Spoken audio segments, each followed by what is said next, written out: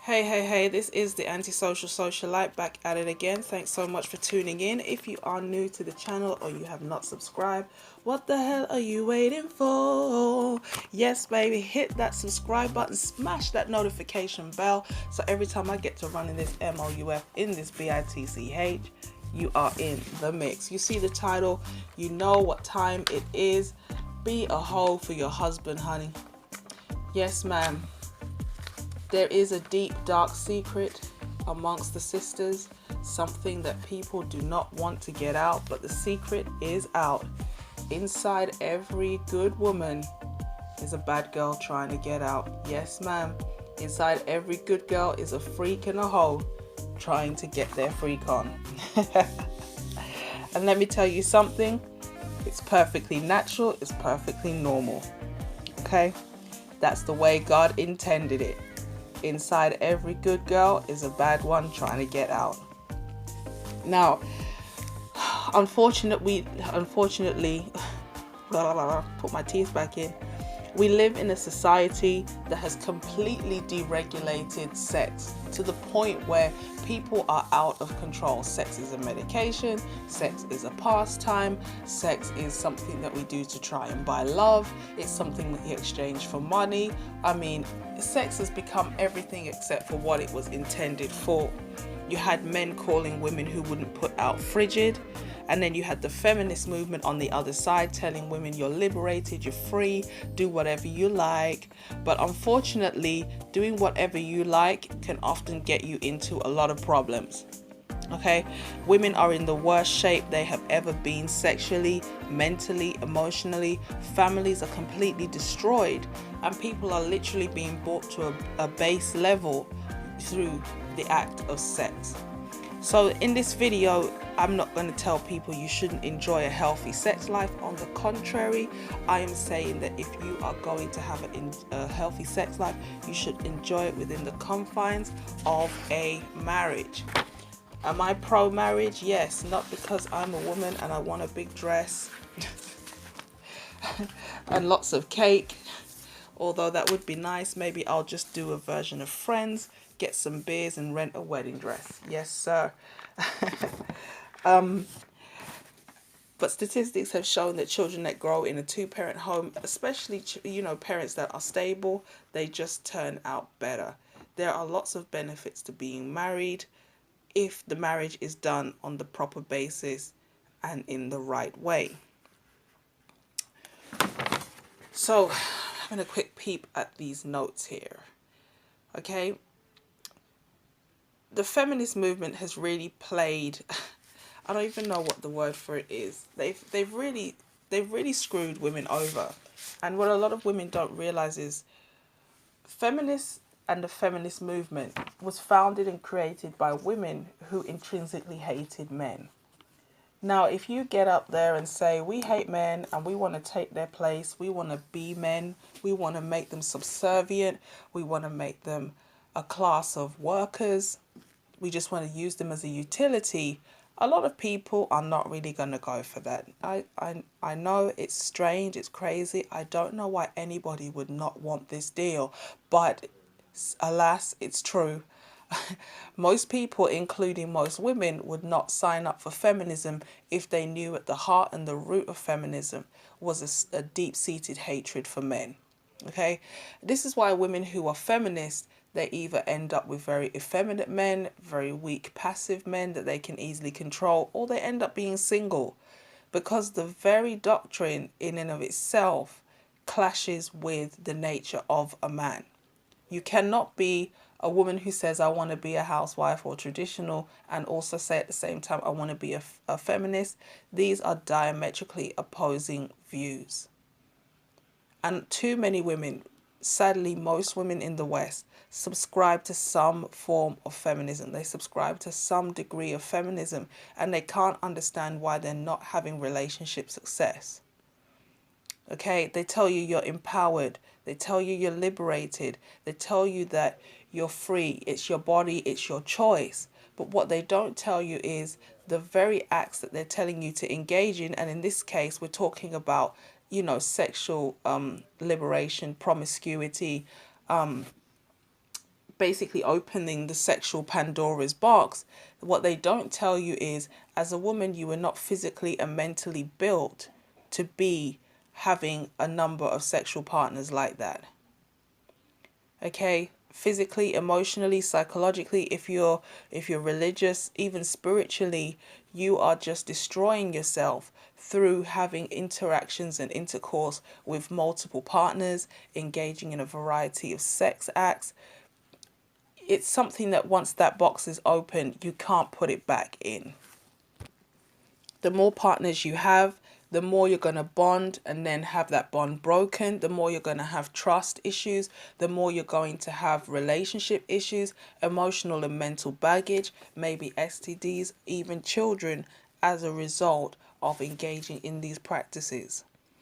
And this is the side of the coin that feminists never tell women, because the only way they can get women on board is to focus wholly on being empowered, being strong, being independent. But they don't tell you the things we are teaching you goes against your nature, and it goes against the man's nature. You see, wanting to ride that COCK carousel is natural, it's normal, but we are not animals. I get it. There are similarities between humans and animals. We can talk about, this model and that model, this experiment and that experiment. But the fact of the matter is, and the base of the matter is this: we are not animals. We are higher than animals. We have morality. We have consciousness, which is deeper than that of an animal. We have systems, we have emotions, we have a psyche that is more advanced than that of an animal. And unfortunately, when we engage in these base level activities, just running around here, being promiscuous, abusing our own bodies, unfortunately, those chickens come home to roost. And this is something that feminists do not want to tell women, because feminism generates a lot of income. When you have broken families, broken women, women on, various forms of medication, maybe they're out of control with their eating because they're miserable, they need to then diet. I mean, the amount of industries that are supported by dysfunction is why they keep the dysfunction going. And a woman is never going to tell the truth about how this thing, is affecting her. How, she bought into this lie and now she's crying herself to sleep every night, because women always want to protect their ego. It always makes me laugh when I get on social media and I see women talking about men's egos, because there's no ego like a woman's ego. There's a reason why there's this common thing with the fear of the mother-in-law. You hardly ever hear anyone talking about the father-in-law being a this or a that. There's a reason why, tempestuous weather or a hurricane or the phases of the moon are named after women, because women are temperamental. They by nature are emotional and they are moody. So when it comes to things like protecting their own ego, it's not surprising women often run to narratives, they run to excuses, or at least this is the one time they will band together. They will band together collectively to protect a narrative because they themselves don't want to be exposed. Now I'm just going off on a tangent, but I just wanted to throw that out there. So why did I want to make this video today? Part of the reason why I'm making this video is because I do want to encourage young women, especially if you're a virgin, to stay a virgin until you get married.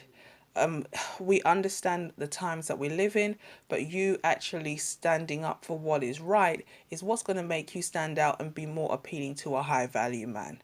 At the end of the day, a man is not necessarily going to want a woman who has a high body count, not just because, he wants a woman who hasn't had a lot of sexual partners. It's because he understands the psychological and mental damage that is probably going to have occurred if a woman has been promiscuous. It's like, I don't have a problem with someone having a drink, but I may have a problem with the reason why you have to drink so much or all the time. It's one thing to have a social drink, for example. There's a difference where you're medicating yourself with drink because you don't want to face reality. Okay, I don't mind if you're having a drink every now and then, but if you're drinking all the time, there's clearly a bigger issue than just you like to have the occasional drink. So it's the same thing with sex. We are being reduced to our base level, and unfortunately, in the black community, sex is put on such a pedestal. People are literally destroying themselves through something that's supposed to be pleasurable and exciting. Now, for the ladies who are virgins, just hold your ground. At the end of the day, just say to any guy who's like, "Come on, man, I like you. Don't be like that." Just be like, "Listen, no diamond, no hymen." It's that simple.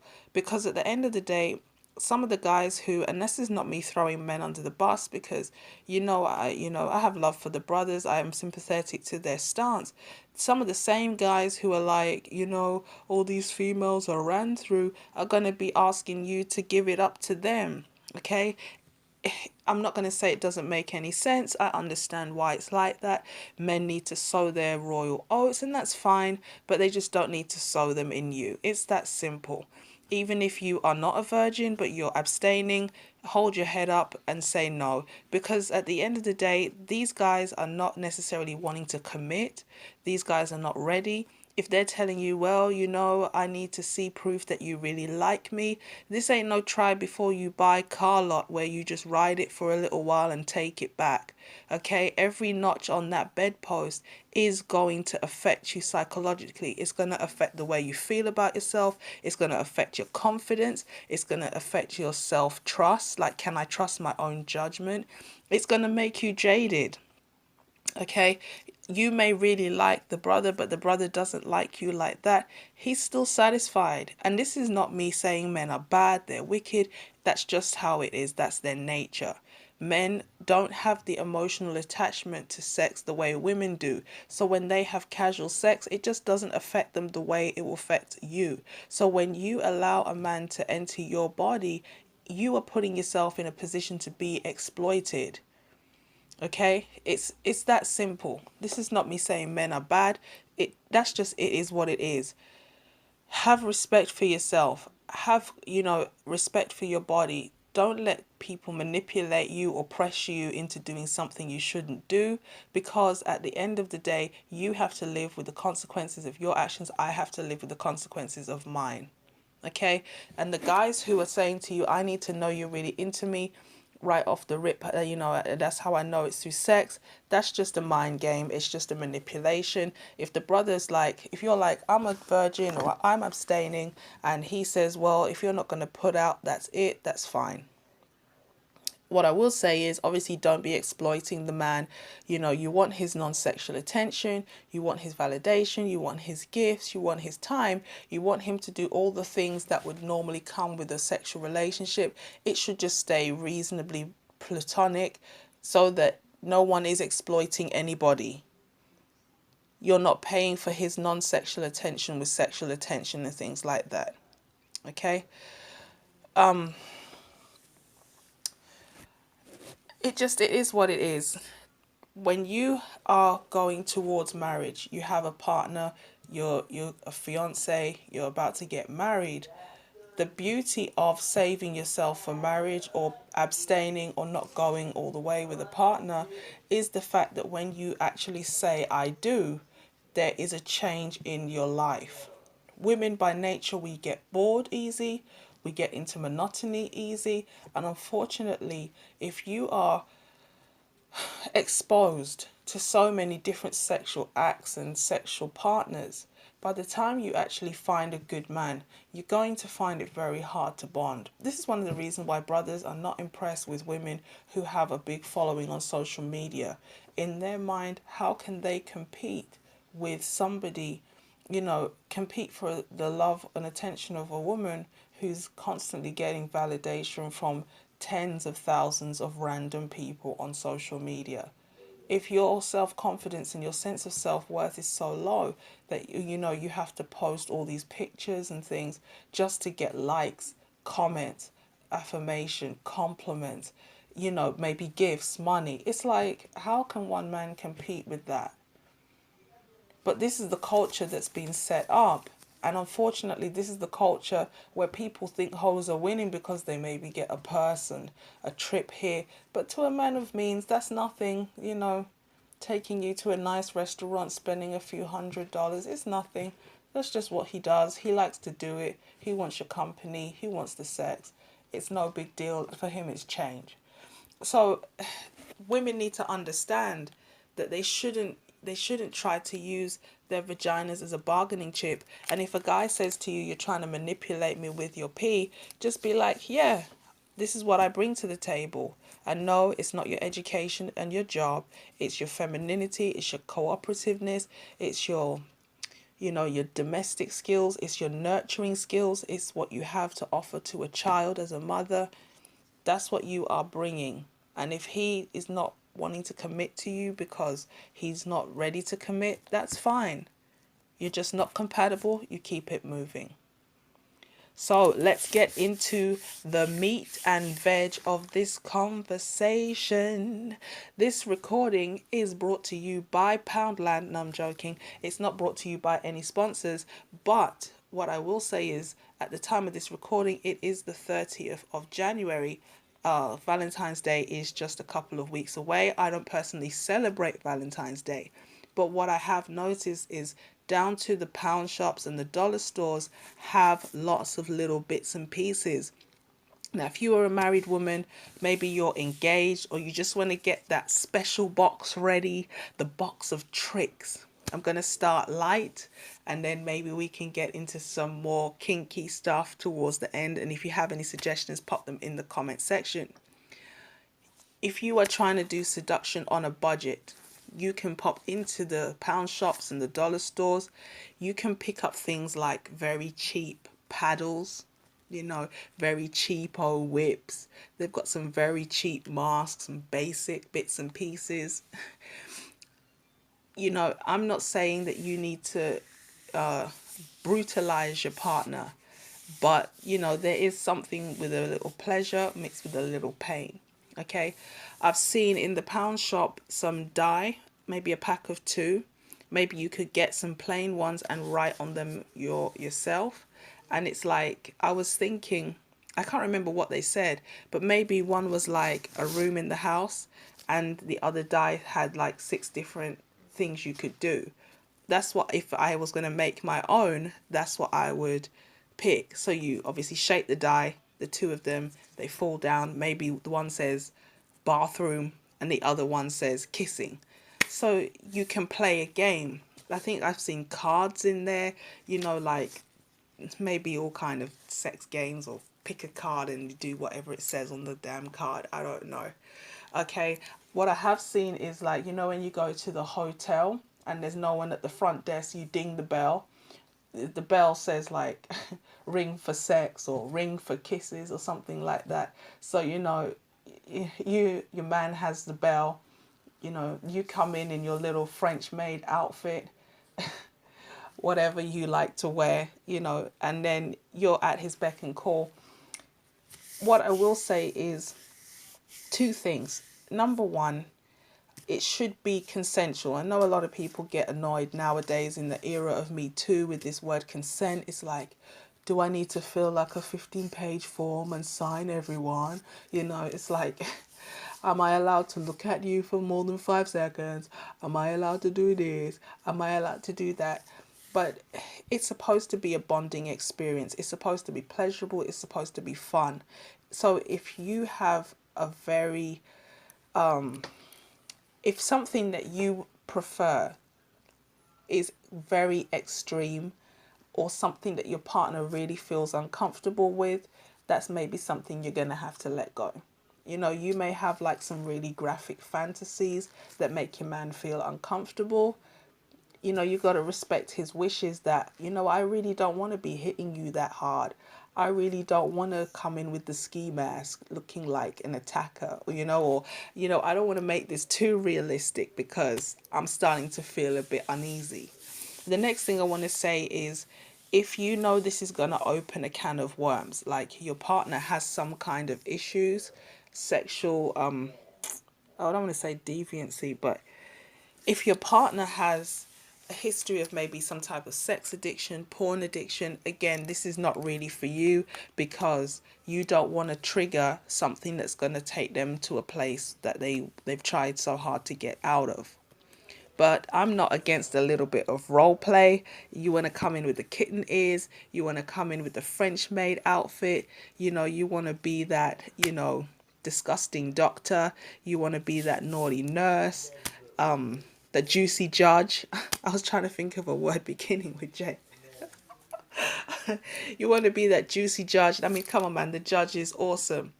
All you got is a robe, your Victoria's Secrets, and a wig. How many of us are in wigs anyway? I personally am not, but I'm on natural. But I'll put on the white wig, and instead of a hammer, you got a whip. I mean, come on, man. It's a no-brainer. So what else can you do? You know, your man's not going to be any happier than to come home and you are in your lingerie, heels, and a smile cooking some food. Come on now. I mean, what I will say is, put the plate down in front of the man. When he asks, "Where's the cutlery, honey? Am I supposed to eat with my hands?" You're like, "Oh no, baby, it's all right. I'll feed you." Conversation done. I'm thinking to myself, make sure you don't use the good china, because he might just sweep the table, honey. The only thing he'll be devouring that night is you. So, it's his day off. You're going to do the housework. Why not dress up like a French maid? It's an old classic, but the old ones are always the good ones, right? Right? What else was I thinking? Okay, again, it's his birthday coming up, something like this. You want to give him a special treat. You've been telling him you've been going to Zumba, you've been going to legs, bums, and tums, but really you've been going to your lap dance class, your pole dance class. Not only are these, ways to jazz up your sex life and make your relationship interesting, it's also great because it's just a good workout. I hear pole dancing is really tough, but it's very sexy. You get in contact with your feminine side. And why do you want your man at the strip club ogling other women? You send him out in the morning with an envelope. You say, don't open till you're on your way home. It's got $300, $500 in it. And then you just give him the time of his life. He's just making it rain. You quickly grab up the money because it's yours. You're like, yeah, let me just put these quickly in my thong because I can't afford to give away $500 like that. I just wanted to feel it rain for like 5 seconds and just scrape it back up.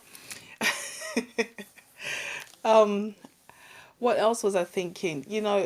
Again, I had some other things in mind. Some of them are a bit more racy. Obviously, things like you'd half naked pictures. I'm not really a massive fan of encouraging people to send pictures, because if the relationship breaks down, that gives somebody the opportunity to use them for revenge porn. But, it's not just women who like to be lit from the morning. They say the woman is like a crock pot, the man is like a microwave. You're just like, sex? He's like, yes, please. With the woman, sex pretty much starts from the morning. When you leave her in the morning, that's when you have to start. But get your man fired up on the way. Honey, I'm missing you. I just wanted to let you know I just got out of the bath. The only thing I have on is a smile. I'm covered in some bubbles. I wish you was here to help me dry off. It's like, it's a shame that I just got clean, because I wouldn't mind getting dirty again. You want to play with him, tease him. If he's working in an office, in fact, wherever he's working, Google Maps will tell you where the nearest hotel is. It's just like, I just want to let you know I'm going to be across the road. Here's the address. Meet me at da da da da. His belly's going to be full. He's not going to mind missing lunch. He'll grab a sandwich and eat it at his desk. Trust me, he'll be very happy with you for satisfying his need and easing that workday pressure. How about we go for a drive down to the beach? You're in the car, you're on the car, you're on the bonnet, you're on the back seat. you're on the beach, you're in the water. You know, by the time you guys are finished, it's been like 2-3 days. Your face is appearing on a milk cart and no one knows where the hell you guys have got to. What can I say? Things happen. You're taking in the scenery and you're just having a good old time. Okay?